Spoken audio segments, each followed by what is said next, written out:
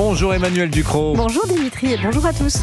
Alors évidemment, cette décision d'annonce de dissolution de l'Assemblée a occulté tout ce qui s'est passé ce week-end. Il y avait des manifestations dans le Tarn et c'est une nouvelle fois contre l'autoroute A69 qui devrait relier Castres et Toulouse. Ça s'est pas très bien passé. Manifestation interdite par la préfecture, mais ça n'arrête pas les anti-tout qui s'y retrouvent. Comme ils se retrouvent contre les stockages d'eau, contre le Lyon-Turin, ce sont exactement les mêmes.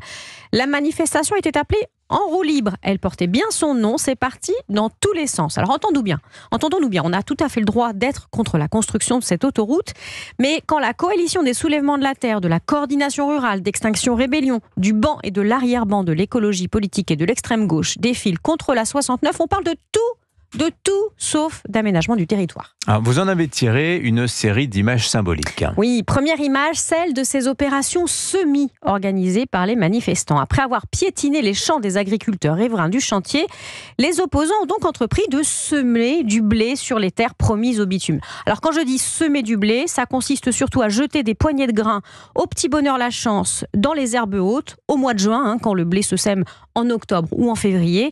Visiblement, la leçon de choses n'est pas parvenue aux manifestants. Ça sert vraiment à quelque chose d'avoir les paysans de la coordination rurale sous la main.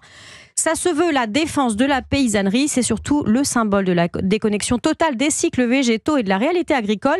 L'écologie très décroissante pour les très nuls. Alors autre image, un cortège, ces drapeaux, ces pancartes. Des panneaux anti-autoroute, il y en avait un petit peu, mais vraiment pas l'essentiel. Il y avait surtout des drapeaux palestiniens, au cas où quelqu'un aurait l'idée de prolonger l'autoroute jusqu'à Gaza. La manif en roue libre était une sorte de foire intersectionnelle où l'on revendiquait à peu près n'importe quoi. Comme dans ce cortège rose, un cortège de meufs intersexes non-binaires et trans dans une synergie de féminisme et de détermination. Qu'est-ce que ça vient faire dans la lutte contre un projet d'autoroute mystère. Un indice qu'une bonne partie des militants ne s'intéressent pas du tout à cette histoire d'autoroute, mais a surtout envie d'exister en étant contre quelque chose. Et là, ils ont vu de la lumière, une buvette, ils sont rentrés. Bon, une dernière photo, celle de la cueillette des gendarmes dans les coffres des voitures des manifestants. Le préfet du Tarn a tenu un bilan des contrôles d'identité effectués. 1200 radicaux venus pour en découdre, dont 10 fichiers S. Et il a aussi dressé l'inventaire à la Prévert des saisies des gendarmes. 148 armes par destination. Planches à clous, haches, serpettes, frondes, couteaux, bouteilles de gaz, boules de pétanque, jerrycan d'essence et une arbalète.